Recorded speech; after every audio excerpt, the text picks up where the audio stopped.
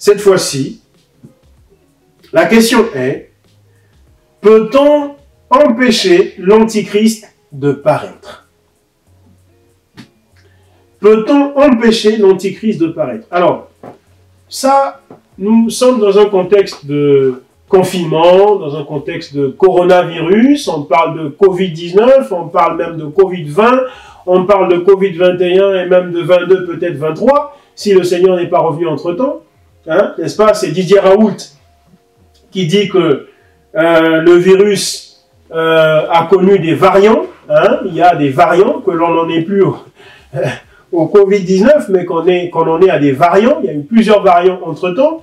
On serait en ce moment, dans la période où je parle, on serait au variant 4, d'accord?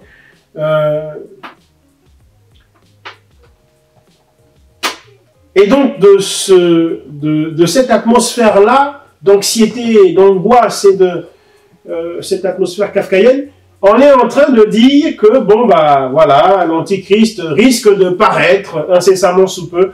Et alors, il faut se battre, il faut prier, il faut jeûner, il faut faire des programmes, il faut prêcher, il faut que les cœurs changent, etc., que les chrétiens soient repentis véritablement, que les chrétiens naissent de nouveau, de sorte que, eh ben, l'Antichrist ne paraisse pas, ou de sorte que l'Antichrist soit retardé, etc., etc.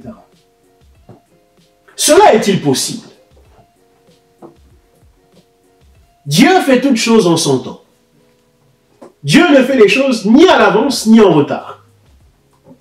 De ce fait-là, lorsqu'il a prédit la venue de l'Antichrist, nous devons savoir et réaliser que cette venue-là de l'Antichrist ne se fera ni à l'avance ni en retard.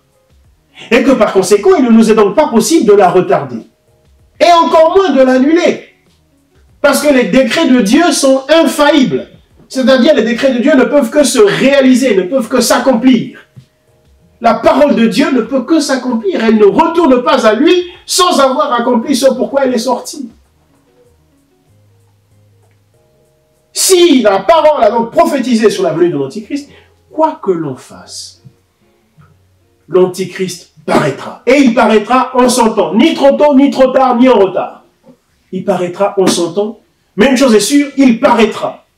Ce n'est pas les jeunes des chrétiens qui empêcheront l'apparition de l'Antichrist. Ce n'est pas les prières collectives ou même individuelles des chrétiens.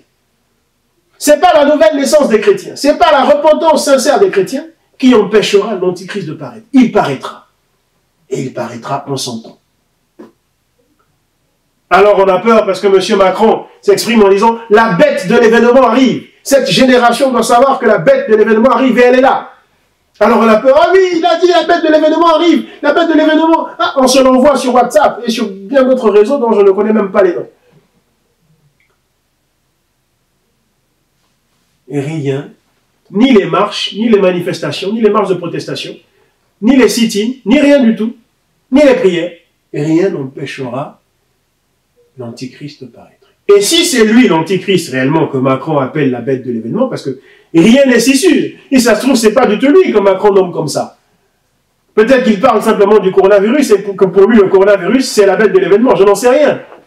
Mais si tant est qu'il fait allusion à l'Antichrist comme beaucoup l'ont pensé, et que les gens pensent qu'en se relayant ça, on va empêcher Macron de faire venir le truc viendra.